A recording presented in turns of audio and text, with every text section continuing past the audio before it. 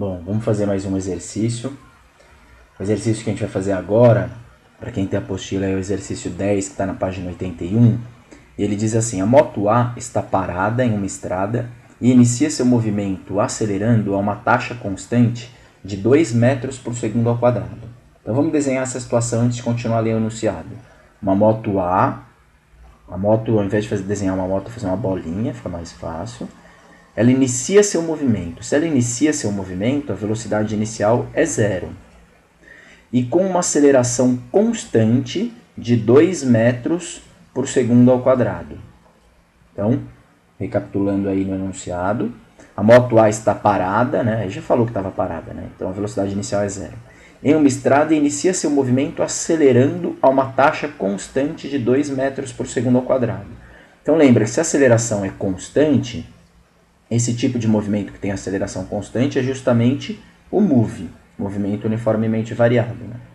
Aí ele fala, no mesmo instante, 1 km à frente, a moto B possui velocidade constante de 108 km por hora. Então repara, tem uma outra moto que está a 1 km na frente, e essa outra moto não está mudando a velocidade dela é constante, em 108 km por hora. Então vamos desenhar aqui a outra moto, fazer em outra cor, a outra moto, a moto B. E a moto B está com uma velocidade constante de 108 km por hora. Todo mundo lembra aí que 108 km por hora é a mesma coisa que 30 metros por segundo, dividindo por 3,6, né? E essa moto B se encontra 1 km na frente da moto A. 1 km na frente da moto A. Também todo mundo lembra que 1 km é a mesma coisa que 1.000 metros. 1.000 metros. Aí ele continua dizendo o seguinte, ó. Após quanto tempo da partida da moto A, a moto A ultrapassa a moto B? Por que a moto A vai ultrapassar a moto B, afinal de contas, né? Porque repara que a moto A, ela parte do repouso, mas ela está acelerando. Se ela está acelerando, a velocidade dela vai aumentando. Se a velocidade dela vai aumentando, ela vai ficando cada vez mais rápida, cada vez mais rápida. Nota que a moto B que está aqui na frente não está parada, ela também está em movimento. Mas a moto B, ela está com uma velocidade constante, ela não vai mudar de velocidade. Enquanto que a moto A está aumentando a velocidade. Lembra o que significa aceleração ser 2 metros por segundo ao quadrado? Significa que a velocidade dessa moto A vai aumentando 2 metros por segundo a cada segundo. Então, em 1 segundo a velocidade dela é 2, mais 1 segundo a velocidade dela é 4, mais 1 segundo a velocidade dela é 6. Tudo bem que a velocidade dessa daqui é 30, mas depois de um certo tempo, a velocidade dessa daqui não para de aumentar. 2, 4, 6, 8, 10. Aí vai chegar uma hora que essa velocidade A vai ter a mesma velocidade da B, e vai chegar uma hora que ela vai ultrapassar a velocidade dela vai ser maior que a velocidade da B. E aí ela vai ficando cada vez mais perto da B, e chega uma hora que ela ultrapassa a B, se ela mantiver essa aceleração. E é isso que ele pergunta, que hora é essa que vai ultrapassar? Repara que isso não vai acontecer aqui, porque a B não está parada, a B está andando também. Então o que a gente faz para resolver esse exercício? É um raciocínio relativamente simples e relativamente comum em exercícios de cinemática, que é a gente acha primeiro as funções horárias de posição das duas motos, da moto A e da moto B. Então vamos fazer isso. Fazer a função horária da moto A. Lembra que a moto A está num move. Se ela está num move, a função horária é um sorvetão. Lembra, S é igual a S0 mais V0t mais AT quadrado sobre 2. E vamos substituir todos os valores. AT quadrado sobre 2. Então, a moto A, eu vou chamar de SA, né? O S0, isso é uma outra questão. Ele não deu quanto que vale o S0 de nenhuma delas. Então, o que você faz? Isso é muito comum acontecer de ele não dar o S0. Pensa o seguinte, vamos supor, aqui é a estrada que elas estão. Essa é a estrada que elas estão. Por convenção, a estrada, a gente convenciona que ela cresce para a direita, sentido orientado positivo. Para a direita é positivo. Ele não deu a posição inicial nem da A, nem da B. Ele só disse que a distância que separa elas é de 1.000 metros. Então, por exemplo, vamos supor que a posição dessa plaquinha da moto na posição... A posição inicial dessa moto A, por exemplo, fosse, sei lá, 5.000 metros. Vocês concordam comigo que se essa posição aqui fosse 5.000 metros, a posição da moto B no início do movimento, aí no início quando a moto A começou a se movimentar, a posição da moto B não seria de 6.000 metros? Não? Por que 6.000, professor? Porque está 1.000 metros na frente. Ó. Se essa daqui for 5.000, essa daqui é 6.000. Se essa daqui fosse 6.000, essa seria 7.000. Se essa daqui fosse 10.000, essa seria 11.000. E na hora que a gente for resolver o exercício, vocês vão ver que a gente vai ter que igualar as duas funções horárias de posição do SA e SB. E quando a gente igualar as funções horárias de posição, quando esse número vai passar para o outro lado. E quando ele passar para o outro lado, ele muda de sinal. Então fica 6.000 menos 5.000. 6.000 menos 5.000 dá 1.000, que é essa diferença aqui. E como no final das contas vai dar 1.000, tanto faz se eu coloco aqui 5.000, aqui 6.000, ou aqui 4.000, aqui 5.000, ou eu coloco aqui 0 e aqui 1.000. E essa é a minha preferência, né? Eu acho muito melhor, eu, Danilo, professor, colocar aqui, deixa eu apagar, né? Aqui a plaquinha 0, e aqui a plaquinha 1.000. E se você não gostar dessa escolha, você pode escolher o que você quiser, contanto que essa plaquinha tem que ser 1.000 metros a mais do que essa. E eu desafio você a colocar outros valores aqui, contanto que essa coerência se mantenha, 1.000 metros a mais, você vai ver que vai dar o mesmo resultado que o meu, tanto faz. Eu prefiro 0 e 1.000. Bom, então voltando lá, o que a gente estava achando? A função horária de posição da moto A. A moto A, o S0 então eu coloquei como sendo 0, eu escolhi como sendo 0. A velocidade inicial dela é 0, ela parte do repouso. A aceleração dela é 2, então tudo isso aqui fica 0, né? Aqui é 0, não precisa escrever, aqui é 0, não precisa escrever, e a aceleração vale 2. Então fica 2t ao quadrado sobre 2. 2t ao quadrado sobre 2 é t ao quadrado, né? Eu corto esse 2 com esse 2, então eu descubro que SA é igual a t ao quadrado. E vamos guardar a função horária de posição da moto A, e vamos agora pensar na função horária de posição da moto B. A moto B, ela está com um movimento uniforme. A velocidade dela, o enunciado fala que é uma velocidade constante. E se é uma velocidade constante, é um movimento uniforme. No movimento uniforme, a função horária ela é do tipo sorvete. S é igual a S0 mais VT. E, então, a função horária da moto B vai ser desse tipo aí, sorvete. Quanto que vale o S0 dela? Lembra, a gente já viu que o S0 eu vou escolher como sendo 1.000. Eu escolhi 0 para o S0 da moto A e 1.000 para o da moto B. Então vai ficar esse 0 que é 1.000, mais a velocidade dela, que é 30, a velocidade é 30, né? Vezes o tempo. E essa é a função horária da moto B. Você vai falar, mas por que você está achando as funções horárias de posição? Pelo seguinte, ele quer saber em que instante elas vão se encontrar, em que instante vai acontecer a ultrapassagem. Para raciocinar, eu não sei aonde vai acontecer a ultrapassagem. Mas na hora que acontecer a ultrapassagem, vocês concordam comigo que a moto B e a moto A elas vão estar lado a lado? Não é verdade isso? Né? Eu não sei aonde vai ser, mas eu sei que na hora da ultrapassagem uma está do lado da outra. A A começou a crescer tanta velocidade que ela começou a ficar ela ficou mais rápida que a B, ela foi indo, chega uma hora que ela conseguiu ultrapassar a B. Quando que ela conseguiu ultrapassar a B? Quando ela estava do lado da B, não é verdade? Não? Na hora que elas estão lado a lado, que uma está ultrapassando a outra, eu não sei aonde elas estão. Uma coisa que eu sei com certeza é o seguinte, elas estão do lado da mesma plaquinha, que é o chamado S de encontro. Não é verdade? Não? Aqui elas vão se encontrar. O que é comum quando elas estão lado a lado? O que é comum é que elas estão do lado da mesma plaquinha. E quem é a plaquinha? A plaquinha é a posição, elas estão na mesma posição. Na hora que elas se encontram, elas estão no mesmo lugar, na mesma posição, no mesmo espaço.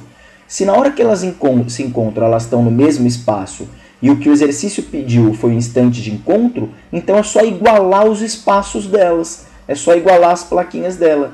Mas quem que representa as plaquinhas? Quem representa o espaço ou a plaquinha é a função horária de posição. Portanto, no encontro, SA é igual a SB.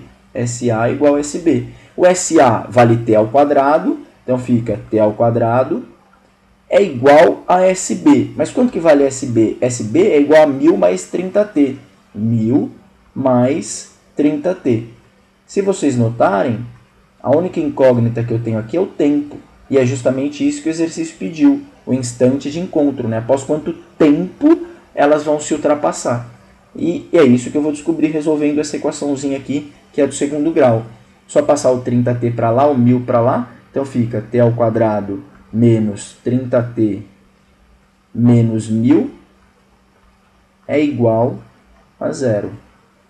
E aqui, fazendo Bhaskara, né? Quem gosta aí de some produto, sei lá, eu vou fazer Bhaskara aqui. eu acho mais fácil, é só resolver aí pela fórmula de Bhaskara. Isso aqui vai... Repara que aqui o coeficiente A vale 1, o B vale menos 30 e o C vale menos 1000.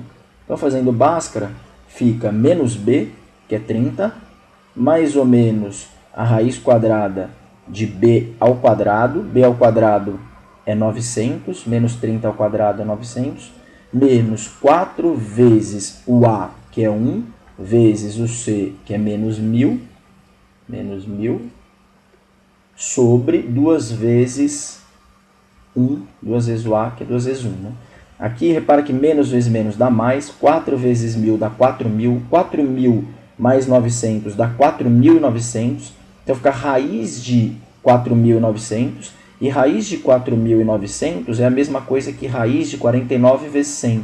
4.900 é 49 vezes 100. E raiz de 49 vezes 100 é raiz de 49 vezes raiz de 100, que é 7 vezes 10, que dá 70.